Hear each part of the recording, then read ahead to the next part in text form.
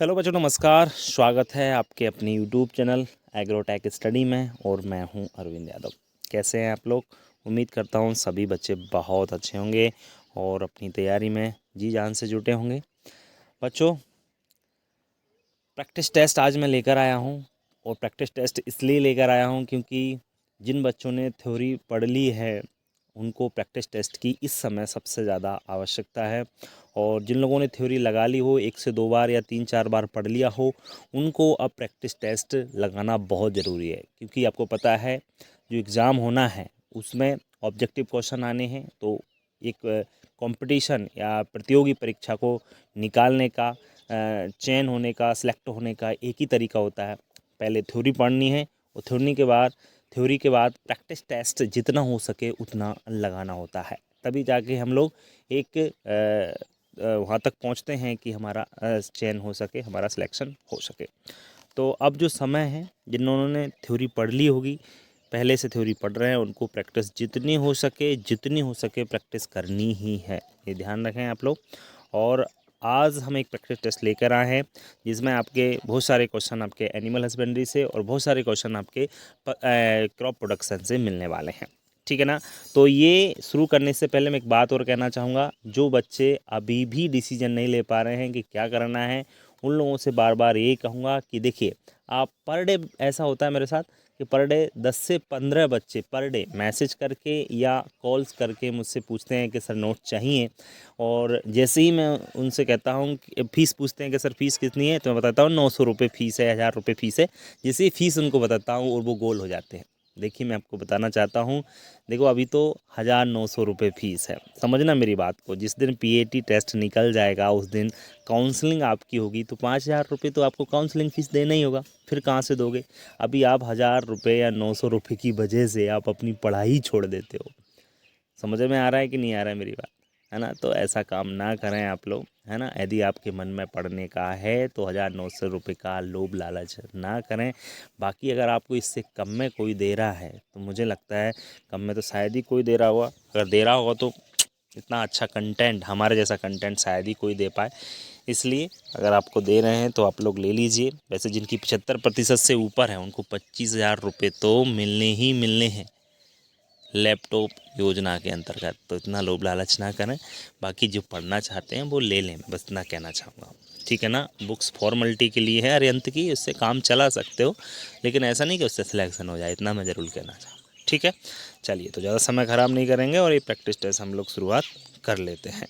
ठीक है, बाकी यदि किसी को कोई डाउट है तो पूछ सकता है। बाकी देखिए, मैं आपको एक बात बताना चाहूँगा, कहीं भी अगर आप कोचिंग करने जाते हैं तो 25,000, 10 साल भर का 25-30 हज़ार रुपये फ़ीस होता है। क्रैश कोर्स की अगर फ़ीस आप बात करें ना, 7,000, 8,000, 10,000 तक फ़ीस है कोचिंग्स की। अब कहीं भी होगा, आपको पता होगा इस चीज़ के बारे में। ठीक है ना? अगर आप सेल्फ स्टडी कर सकते हो, यदि आप मेहनत घर पे कर सकते हो, बाहर नहीं जा सकते हो, तो आपके लिए रामबाण सिद्ध होंगे हमारे नोट्स। बस 2 से 4 बार पढ़ लें उनको। और पढ़ने वाले बच्चे के लिए कहीं भी जाने की ज़रूरत नहीं होती। क्यों नहीं होती? क्योंकि आपको पता है एमपीपीएटी का syllabus 11th plus 12th agriculture है, इसके अलावा कुछ नहीं है। ठीक है, तो अब समय ख़राब नहीं करूँगा। बाकी समझदार को मेरी बातें समझ में आ रही होंगी। बाकी तो कुछ को तो ऐसा लग रहा होगा कि सर बस पैसे कमा रहे हैं, सर का कुछ नहीं है। तो भैया, हम पैसे कमा रहे हैं नहीं कमा रहे उसको छोड़ो, आप अपनी फ्यूचर की चिंता करो। मैं बस इतना कहना चाहूँगा, फ्यूचर ज़रूरी है। यदि सिलेक्शन हो जाएगा तो लाइफ सेट कर लोगे 4 साल बाद। ठीक है ना? नहीं तो ऐसे जैसे और सब्जेक्ट वाले चप्पला चटकाते घूम रहे हैं ना, ऐसे ही चप्पला चटकाते आप लोग भी घूमोगे। मैं आज ही बता देता हूँ आप लोग। इसलिए आप अपना निर्णय, अपना डिसीजन लेना सीख लीजिए। 1900 रुपये के पीछे अपना भविष्य खराब ना करें। ठीक है ना? कुछ लोग 15 दिन बाद सोचेंगे तो उनका तो कुछ नहीं हो सकता। ठीक है ना? जो लोग पहले सोच चुके हैं और करना स्टार्ट कर दिया है, वो लोग बहुत कुछ कर लेंगे। पढ़ने वाले के लिए 1 मंथ काफ़ी है। 1 महीने में वो बहुत अच्छा कर पाएगा अगर पढ़ने वाला छात्र हो तो। ठीक है ना? और SC ST छात्रों के लिए तो आपको पता है 200 में से कितने नंबर लाना है? 90-95 नंबर लाना, 80-85 नंबर पर सिलेक्शन हो जाएगा। SC ST वाले, OBC वाले को 105-110 नंबर पर सिलेक्शन होगा। और जो जनरल वाले हैं वो 110 प्लस तक नंबर ले आए, उनका सिलेक्शन भी हो जाएगा। ठीक है ना? तो बच्चों, शुरू कर दीजिए पढ़ाई, अभी भी समय है। ठीक है, प्रैक्टिस की इस समय बहुत ज़्यादा ज़रूरत है। जो भी छात्र तैयारी कर रहे हैं, जो भी मेरी वीडियो को देख रहे हैं, उनको बता देता हूँ कि प्रैक्टिस करें और फॉर्म डाल दें। लास्ट डेट के इंतज़ार में ना बैठें। लास्ट डेट 9 जून है MPPAT फॉर्म, 9 मई है, इसलिए आप लोग लगे रहें इस समय, फॉर्म भर दें। अगर बाद में साइट बिज़ी हो जाती है तो फॉर्म नहीं भर पाते बच्चे, इसलिए कह रहा हूँ, है ना। जाति प्रमाण पत्र, आधार कार्ड और 10th की मार्कशीट जो है आपके पास होना चाहिए, जिससे आप अच्छी तरीके से फॉर्म भर पाएँ। ठीक है, चलिए। तो और एग्रीकल्चर वाले ध्यान रखें, फॉर्म भरते समय 1, 2, 3 का विशेष ध्यान रखें। 1 + 2 + 3 जो ऑप्शन दे रखा होता है उस पर क्लिक करेंगे, कि वही एग्रीकल्चर का सिस्टम रहता है। 3 प्रकार के हैं, PCM, PCMB, इसलिए आप लोग एग्रीकल्चर का 1 + 2 + 3 का ध्यान रखें एग्ज़ाम फॉर्म भरते समय। जब भी आप फॉर्म भरने जाएँ, इस बात का विशेष ध्यान रखें। ठीक है, चलिए, बहुत सारी बातें हो गई हैं, अब हम लोग शुरू कर लेते हैं इसको। सबसे पहले हम लोग एनिमल हस्बेंड्री से स्टार्ट करेंगे बच्चों। ये रहा आपका सबसे पहला प्रश्न, भैंस के दूध में वसा का परसेंट होता है, कितने प्रतिशत भैंस के दूध में वसा पाया जाता है? 4.5%, बी है 5.5%, सी है 7.38% और डी है 8.5%। तो बच्चों, भैंस के दूध में जो फैट परसेंटेज होता है वो कितना होता है? आप अच्छी तरह जानते हो, भैंस के दूध में फैट परसेंटेज 7.38% पाया जाता है। निम्नलिखित में से कौन सा कोलेस्ट्रम में सबसे ज़्यादा पाया जाता है? कोलेस्ट्रम बोले तो जो खीस होता है, गाय या भैंस ब्याने के तुरंत बाद जो निकलता है, जो एक बछड़े के लिए बहुत ही आवश्यक होता है, उसे हम खीस या कोलेस्ट्रम कहते हैं। तो उसमें सबसे ज़्यादा क्या होता है? लैक्टोज होता है, खनिज व विटामिन्स होते हैं, वसा होता है या कार्बोहाइड्रेट होता है? तो बच्चों, जो खीस होता है ना, उसमें सबसे ज़्यादा खनिज व विटामिन्स पाए जाते हैं, ध्यान रखें आप लोग अच्छी प्रकार से। आगे अगर हम बात करें, दही में जामन कितने तापक्रम पर डालते हैं? जी हाँ, दही में जो जामन डाला जाता है बच्चों, वो कितने टेम्परेचर पर डाला जाता है, कब कब डाल जामन तो सब लोग जानते होंगे कि दूध से दही बनाने के लिए जो उसमें जामन डालते हैं 2%, वो किस टेम्परेचर पर? 15 डिग्री सेल्सियस तापमान पर, 21 डिग्री सेल्सियस तापमान पर, 30 डिग्री सेल्सियस तापमान पर या 36 डिग्री सेल्सियस तापमान पर? तो बच्चों, याद रखना है आपको, दही में जामन 21 डिग्री सेल्सियस यानी रूम टेम्परेचर पर आपका जामन डाला जाता है। नेक्स्ट इंपॉर्टेंट क्वेश्चन है, वसा का आपेक्षिक घनत्व कितना होता है? जी हाँ बच्चों, आपेक्षिक घनत्व कितना होता है ये आपको बताना है बच्चों। 0 से 81, 0.93, 1 से 0.7 और 1 से 70। तो बच्चों, वसा पानी से हल्का होता है, यह आपको पता है। जो फैट होती है ऊपर क्रीम तैरती रहती है दूध के, तो उसका जो अपेक्षिक घनत्व होता है वो होता है 0.93, विशेष याद रखें। आगे बात करें बच्चों हम लोग, नेक्स्ट आपका जो प्रश्न है वो यह है कि निःशुल्क पशु दवा वितरण योजना कब प्रारंभ की गई? निःशुल्क पशु दवा योजना सन 2012 में स्टार्ट की गई थी, इसको थोड़ा सा आप लोग याद रखें। निःशुल्क पशु दवा योजना कब स्टार्ट की गई? आपकी 2012 में स्टार्ट की गई।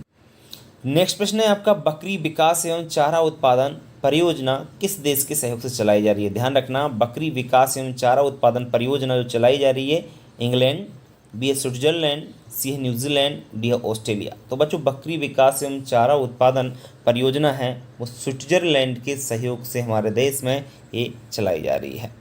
भेड़ की औसत नाड़ी गति प्रति मिनट कितनी होती है? जी हाँ बच्चों, भेड़ की औसत नाड़ी गति प्रति मिनट कितनी होती है?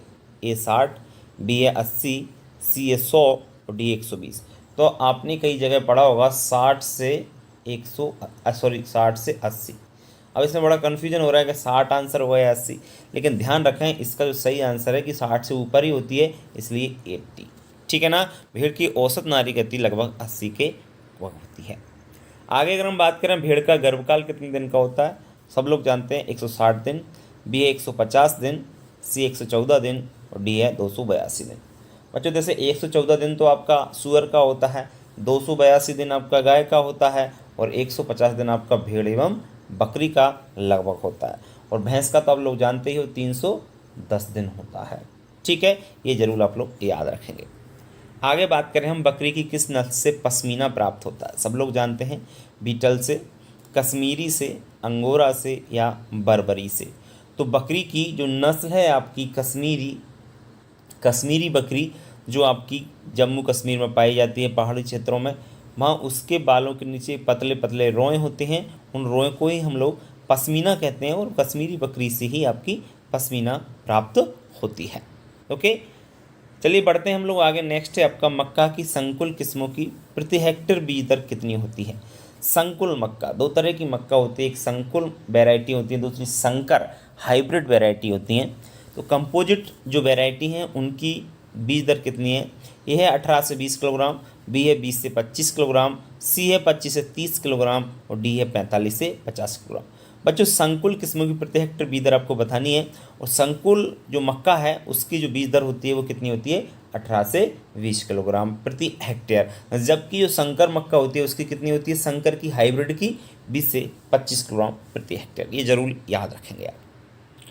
चना की कुल जल मांग कितनी होती है, 15 से 20 सेंटीमीटर, 25 से 30 सेंटीमीटर, 40 से 45 सेंटीमीटर या 80 से 90 सेंटीमीटर। तो बच्चों चना की कुल जल मांग बहुत कम होती है, और कितनी होती है, 15 से 20 सेंटीमीटर के मध्य। इसके लिए पानी की आवश्यकता बहुत कम होती है चना के लिए। अगर आपके पास एक पानी है तो भी आप बहुत अच्छा प्रोडक्शन ले सकते हो। चलिए बढ़ते हैं हम लोग आगे।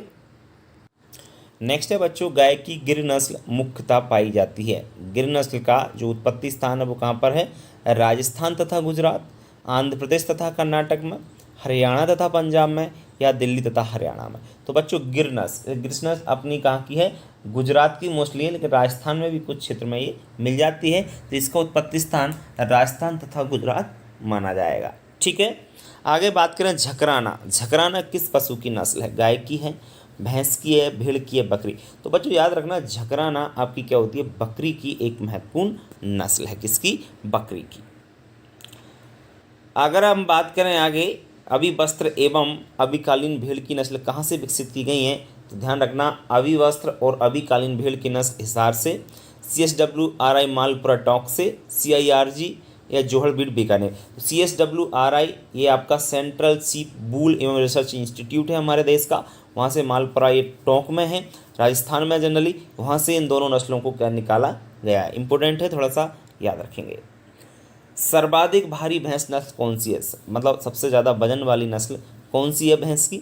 नंबर 1 जाफराबादी, बी है महसाना, सी है नीली रावी और डी है मुर्रा। सब लोग जानते हैं सर्वाधिक भारी नस्ल जो है भैंस की वो है आपकी जाफराबादी। कौन सी है आपकी, जाफराबादी नस्ल सबसे भारी नस्ल है। नेक्स्ट आपका बोरियम, ये बरियम तो नहीं होगा, इसको लिख लीजिए बोरियम।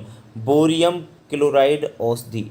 बच्चों बोरियम क्लोराइड औषधि उदाहरण है किसका, रेचक विरेचक का, एंटीसेप्टिक का, पीड़ाहारी का या ज्वर रोधी का। तो बोरियम क्लोराइड का मुख्यतः जो उपयोग किया जाता है वो रेचक विरोचक के लिए प्रयोग किया जाता है। मतलब जैसे पशु को कब्ज हो गई तो उसको तोड़ने के लिए ये हल्का रेचक होता है, उसका प्रयोग करते हैं, कब्ज तोड़ने के लिए हम लोग कह सकते हैं। आगे अगर यदि हम बात करें भेड़ बकरियों द्वारा अधिक हरा चारा खा लेने से होने वाला रोग कौन सा है। भेड़ बकरियाँ अगर अधिक चारा खा लेती हैं तो उनको रोग कौन सा होता है, एंथ्रैक्स रोग हो जाता है, बी है फिडकिया रोग हो जाता है, सी है गलघोंटू रोग हो जाता है, डी है रानीखेत। तो बहुत सिंपल प्रश्न है बच्चों, भेड़ बकरियों को अधिक चारा खा लेने से फिडकिया रोग हो जाता है। कौन सा रोग हो जाता है, फिडकिया। ये जरूर आप लोग याद रखेंगे। आगे बात करें ऊँट को किस आयु में प्रथम बार प्रजनन हेतु प्रयोग करना चाहिए, 2 वर्ष, 4 वर्ष, 5 वर्ष या 8 वर्ष। तो ऊँट को प्रथम आपका प्रजनन के लिए जो युग होता है वो 5 वर्ष में लगभग हो जाता है। तो 5 वर्ष के बाद ही इसको प्रजनन के लिए उपयोग हमको करना चाहिए।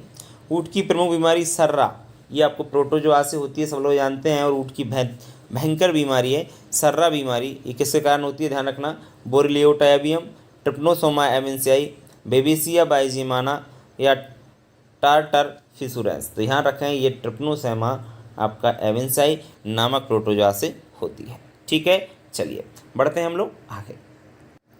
हॉर्टिकल्चर के कुछ प्रश्न हैं उनको भी हम लोग जान लेते हैं जो कि बहुत इंपॉर्टेंट है हमारे सिलेबस के अनुसार। धनिया की प्रति हेक्टेयर उपज कितनी होती है, धनिया की उपज कितनी होती है, 6 से 8 कुंटल प्रति हेक्टेयर, 15 से 20 कुंटल प्रति हेक्टेयर, 25 से 30 कुंटल प्रति हेक्टेयर या 45 से 50 कुंटल प्रति हेक्टेयर। धनिया की जो प्रति हेक्टेयर उपज होती है वो होती है बच्चों आपकी 15 से 20 कुंटल प्रति हेक्टेयर। ओके, पूसा नवबहार किसकी किस्म है, पूसा नवबहार किसकी महत्वपूर्ण वैरायटी है, ग्वार की, गन्ना की, तंबाकू की, आलू की। तो बच्चों पूसा नवबहार जो वैरायटी है वो ग्वार की सबसे महत्वपूर्ण वैरायटी है। आगे बात करें संकर मक्का के आधार बीज की जो पृथक्कन दूरी है वो कितनी रखी जाती है। संकर मक्का के आधार बीज का आप प्रोडक्शन कर रहे हो तो आधार बीज की जो पृथक्कन दूरी है, डिस्टेंस है आपकी, वो कितनी रखते हैं, 400 मीटर, 800 मीटर, 1000 मीटर या 600 मीटर। संकर मक्का के आधार बीज की जो पृथक्कन दूरी रखी जाती है बच्चों, वो कितनी रखी जाती है, 400 मीटर, जबकि प्रमाणित जो बीज होता है उसकी 200 मीटर रखते हैं। मूंगफली में पैगिंग के लिए आवश्यक खनिज है। पैगिंग तो आप लोग सब लोग जानते हैं कि जैसे ऊपर आपका परागण जो होकर के और नीचे मूंगफली जब जाती है उसके नीचे पैगिंग होती है, मिट्टी में ज़्यादा पैग जाते हैं, तो उसके लिए कौन सा खनिज आवश्यक है, नाइट्रोजन, फास्फोरस, आयरन या कैल्शियम। सब लोग जानते हैं उसके लिए कैल्शियम अति आवश्यक होता है, क्योंकि अगर कैल्शियम उनमें कमी है तो जो मूंगफली है ना, मूंगफली वो खाली रह जाती हैं। क्या रह जाती हैं, खाली रह जाती हैं। अमोनियम सल्फेट में नाइट्रोजन परसेंट कितना होता है। अमोनियम सल्फेट में नाइट्रोजन परसेंट 16%, 20%, 26% या 40%। बच्चों ध्यान रखना, अमोनियम सल्फेट में नाइट्रोजन का परसेंट 20.6 होता है। वैसे याद रखें कितना होता है, 20.6% होता है। मूंगफली के लिए उपयुक्त शाकनाशी कौन सा है, टॉकी 25 है, एट्राजीन है, टूफोडी है या स्टाम्प है। तो बच्चों मूंगफली के लिए सबसे उपयुक्त शाकनाशी या हर्बिसाइड जो है वो है आपका टॉक E25। कौन सा है, टॉक E25 है। खरपतवारों द्वारा लगभग कितने % नुकसान होता है। जी हाँ, बहुत अच्छा प्रश्न है बच्चों। खरपतवारों द्वारा लगभग कितना प्रतिशत आपका नुकसान हो जाता है। 15 से 20%, 18 से 25%, 30 से 35% या 40 से 45%। तो याद रखें खरपतवारों द्वारा लगभग आपका कितना नुकसान होता है, 30 से 35%, लगभग 33% आपने पढ़ा होगा कई जगह, 33% तक आपका नुकसान हो जाता है। आम की केसर किस्म निम्नलिखित में से किस प्रदेश में प्रमुखता से उगाई जाती है। तो आम की जो केसर वैरायटी है उसको किस स्टेट में मुख्यतः उगाया जाता है। ये है उत्तर प्रदेश में, बी है बिहार में, सी है मध्य प्रदेश में और डी है गुजरात में। तो आम की केसर किस्म को मुख्यतः गुजरात राज्य में उगाया जाता है। आंवले के पौधे पर पुष्प किस माह में आते हैं बच्चों, जनवरी, मार्च, मई या जुलाई। तो बच्चों आपके आंवले के पौधे में पुष्प आते हैं मार्च के महीने में। कब आते हैं, मार्च के महीने में आपके पुष्प आ जाते हैं। नेक्स्ट है आपका अनार के अम्बे बहार के फूल कब पकते हैं, अनार की जो अम्बे बहार आपकी बहारें आती हैं अमरूद में और अनार में, तो ये अम्बे बहार है और ये कब पकते हैं फल, फरवरी, मार्च, अप्रैल, मई, नवंबर, दिसंबर या जुलाई, अगस्त। तो याद रखना है इसके फल जुलाई अगस्त में पक जाते हैं। क्लियर। चलिए बढ़ते हैं हम लोग आगे नेक्स्ट आपके प्रश्नों की ओर। बाकी और प्रश्न देखते हैं बच्चों। गेहूं की पछेती बुवाई के लिए बीज दर कितनी होती है। गेहूं की पछेती बुवाई के लिए 70 से 90 किलोग्राम प्रति हेक्टेयर, 100 से 120 किलोग्राम प्रति हेक्टेयर, 125 से 150 किलोग्राम प्रति हेक्टेयर या 150 से 200 किलोग्राम प्रति हेक्टेयर। तो बच्चों गेहूं की पछेती बुवाई के लिए जो बीज दर होती है ना, क्योंकि पछेती होती है तो थोड़ी मात्रा बढ़ा के रखते हैं, जनरली आपकी 125 से 150 किलोग्राम तक हम बीज दर रख लेते हैं। नेक्स्ट है आपका दलहनी फसलों के लिए सर्वाधिक उपयुक्त शाकनाशी कौन सा है। दाल वाली फसलों के लिए सबसे बेस्ट हर्बिसाइड या सबसे बेस्ट जो आपका हर्बिसाइड या बीडिसाइड होता है वो कौन सा उपयोग किया जाता है, बेसालिन, आइसोप्रोटीरॉन, 2,4-D या स्टाम्प F34। तो बच्चों दलहनी फसलों के लिए सबसे बेस्ट जो शाकनाशी है वो आपका कौन सा है, बेसालिन। बेसालिन का जो ट्रेड नेम है वो है फ्लूक्लोरालिन, इसलिए आप लोग जरूर याद रखेंगे। नेक्स्ट है आपका कैल्शियम अमोनियम नाइट्रेट, इनको कैन या किसान खाद के नाम से जानते हैं। ये नाइट्रोजन की कितने % मात्रा पाई जाती है, 25%, 32%, 46% या 50%। बच्चों कैन जो होता है इसको उदासीन उर्वरक होता है, ना ही अम्लीय ना ही आपका क्षारीय। इसमें जो नाइट्रोजन की मात्रा पाई जाती है ना वो पाई जाती है 25%। कई जगह आपको 26% भी लिखा मिल जाएगा, तो कन्फ्यूज ना हो, 25-26 दोनों तरीके की आपका कैन मिलता है, दोनों ही सही है। आगे बात करें गंधी बग कीट किस फसल का प्रमुख कीट है।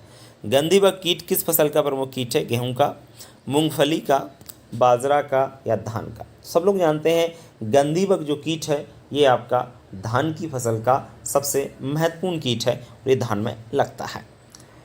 भारतीय दलहन अनुसंधान संस्थान कहाँ स्थित है बच्चों, जयपुर राजस्थान में, कानपुर उत्तर प्रदेश में, लखनऊ उत्तर प्रदेश में या भरतपुर राजस्थान में। तो भारतीय दलहन अनुसंधान संस्थान आपका कहाँ पर है, सबसे ज़्यादा pulse research institute Kanpur Uttar Pradesh में ये स्थित है। आगे अगर बात करें हम लोग निम्नलिखित में से कौन सा त्वरित मृदा क्षरण या वायु जनित नहीं है, तो बच्चों जो आपका वायु के द्वारा आपका जो क्षरण होता है वो इनमें से कौन सा नहीं, तो निलंबन तो होता है, सस्पेंशन बोलते हैं, उच्छलन भी होता है, पृष्ठीय सब तक कौन नहीं होता, अबनाइल का पर्दन, ये जल के द्वारा होता है, जल के द्वारा अबनाइल का पर्दन होता है, वायु से नहीं होता है, बाकी वायु से निलंबन, उच्छलन और पृष्ठीय सर्पण होता है। ठीक है, चलिए आगे बढ़े हैं। मूंगफली के बीजों में तेल की प्रतिशत मात्रा कितनी होती है, तो मूंगफली के बीजों में जो तेल की प्रतिशत मात्रा है बताना है आपको 20%, 33%, 40 से 42% या 47 से 52%। कितनी होती है, 47 से 52% मूंगफली के बीजों में तेल की प्रतिशत मात्रा पाई जाती है। वैसे आपको कई जगह 45% लिखा मिल जाएगा, तो ये भी सही है, आप बिल्कुल कंफ्यूज ना हो। ठीक है, सूरजमुखी की संकर किस्मों की बीज दर कितनी होती है, मतलब हाइब्रिड जो सूरजमुखी की वैरायटी होती है उनकी सीड रेट कितनी है, 8 किलोग्राम प्रति हेक्टेयर, 10 से 12 किलोग्राम प्रति हेक्टेयर, 15 किलोग्राम प्रति हेक्टेयर या 18 से 20 किलोग्राम प्रति हेक्टेयर। तो सूरजमुखी की संकर किस्मों की जो बीज दर होती है बच्चों वो होती है आपकी 8 किलोग्राम प्रति हेक्टेयर। कोचमैन और केंट किस्में हैं, जी हाँ, कोचमैन और केंट किसकी किस्में जो कि बहुत ही महत्वपूर्ण है, बरसीम की, चना की, मसूर की या जई की। तो बच्चों कोचमैन और केंट जो महत्वपूर्ण वैरायटी है आपकी वो है आपकी जई की, और जई एक चारा वाली फसल है, ये आपको अच्छी प्रकार से पता होगा। बढ़ते हैं बच्चों आगे नेक्स्ट आपके प्रश्नों की ओर। बच्चों आगे आपका जो प्रश्न है वो है बेर के बाग कितने पीएच तक वाली मृदाओं में आसानी से लगाए जा सकते हैं। बच्चों बेर के बाग पीएच की बात कर रहे हैं तो 5.5, 4.5, 7 या 8.5। तो याद रखना बेर एक क्षारीय फसल है, इसको हम लोग 8.5 तक भी उगा सकते हैं। ठीक है, नेक्स्ट है आपका आलू में ब्लैक हेड रोग का कारण क्या है। आलू में ब्लैक हेड रोग किसके कारण होता है, भंडारण में ऑक्सीजन की कमी, सोलेनिन के कारण, नाइट्रोजन की अधिकता के कारण या क्लोरीन की अधिकता के कारण। तो बच्चों आलू में जो ब्लैक हेड रोग होता है बच्चों वो होता है भंडारण में अगर ऑक्सीजन या वायु की कमी होने के कारण आपका क्या हो जाता है, ब्लैक हेड रोग हो जाता है। नेक्स्ट है आपका बेर में चूनी फफूंदी पाउडरी मिल्ड्यू की रोकथाम की रसायन से करते हैं। तो पाउडरी मिल्ड्यू की रोकथाम के लिए हम किस का प्रयोग करते हैं, मोस्टली बेर की बात कर रहे हैं तो बेर में मेलाथियन का, इंडोसल्फान का, गंधक चूर्ण इसको कैराथिन के नाम से इससे या पैराथियन से। तो याद रखें चूर्णी फफूंदी रोग के रोकने के लिए हम लोग सल्फर चूर्ण या कैराथिन का उपयोग कर सकते हैं, इससे बेर में चूर्णी फफूंदी का काफ़ी हद तक कंट्रोल किया जा सकता है। फूलगोभी की अगेती किस्मों की बीज दर कितनी होती है। बच्चों फूलगोभी की अगेती किस्म जो होती हैं उनकी बीज दर की अगर हम लोग बात करें 300 से 400 ग्राम, 400 से 500 ग्राम प्रति हेक्टेयर या 600 से 700 ग्राम प्रति हेक्टेयर या 900 से 1000 ग्राम प्रति हेक्टेयर। तो याद रखें इसकी जो फूलगोभी की अगेती किस्मों की सीड रेट होती है वो कितनी होती है, ध्यान रखें 600 से 700 ग्राम प्रति हेक्टेयर इसकी बीज दर होती है। आगे बात करें national research centre for medicinal and aromatic plants कहाँ पर स्थित है, सब लोग जानते हैं national research centre for medicinal and aromatic plants कहाँ पर है, ए आनंद गुजरात में, बी नई दिल्ली में, सी है लखनऊ उत्तर प्रदेश में या डी है जोधपुर में। बच्चों national research centre for medicinal and aromatic plants आपका आनंद गुजरात में स्थित है। अश्वगंधा का कुल कौन सा है, ए सोलेनेसी, बी है क्रूसीफेरी, सी है अम्बेलीफेरी, डी है लेलेसी। तो बच्चों अश्वगंधा का जो कुल है वो याद रखें आप लोग कहाँ पर है, सोलेनेसी है। अश्वगंधा का कुल कौन सा है, सोलेनेसी आपका कुल है। नेक्स्ट है आपका ईसबगुल के बीजों में भूसी की प्रतिशत बताइए। तो ईसबगुल की जो भूसी होती है उसमें प्रतिशत भूसी की प्रतिशत मात्रा आपको बताना है 20%, 28 से 30%, 40 से 45% और 50 से 55%। तो कितना परसेंट आपकी ईसबगुल के बीज में भूसी पाई जाती है, सब लोग जानते हैं बच्चों लगभग 20% आपकी भूसी पाई जाती है। निम्नलिखित में से कौन सा कट फ्लावर नहीं है, बहुत अच्छा प्रश्न है, एस्टर, ग्लैडियोलस, जरबेरा या लेनाइन। तो निम्नलिखित में से कट फ्लावर नहीं है वो है ग्लैडियोलस। एक बात याद रखना ग्लैडियोलस का घनकंद के द्वारा आपका क्या होता है, प्रसारण होता है। ठीक है बच्चों, ये इस वीडियो का लास्ट प्रश्न था। उम्मीद करता हूँ सभी आपको समझ में आ गया होगा, कहीं किसी को कोई प्रॉब्लम नहीं होगी और अच्छी प्रकार से उन्होंने समझ लिया होगा। सभी प्रश्न कितने प्रश्न आपने किए ये आप लोग ज़रूर मुझे कमेंट बॉक्स में लिख कर बताएं, है ना। आपके अगर 45 प्लस जाते हैं तो ये बहुत बेहतरीन कर पा रहे हो बच्चों, बहुत अच्छा कर पा रहे हो आप लोग, ये आपका अच्छा रिकॉर्ड है, आप अच्छा पढ़ रहे हो, है ना। बस ये बात है। चलिए बच्चों, फिर आज की वीडियो में इतना ही। अगर वीडियो अच्छा लगा हो तो वीडियो को लाइक करें और अपने दोस्तों को शेयर करना बिल्कुल न भूलें। पीएटी की डेट आ गई है, तैयारी करते रहें, फॉर्म 2-4 दिन में आ जाएंगे, बिल्कुल परेशान होने की आवश्यकता है नहीं है, बस आप तैयारी करते रहिए। ठीक है बच्चों, तो आज के लिए इतना ही, कल फिर मिलेंगे, तब तक के लिए बच्चों नमस्कार।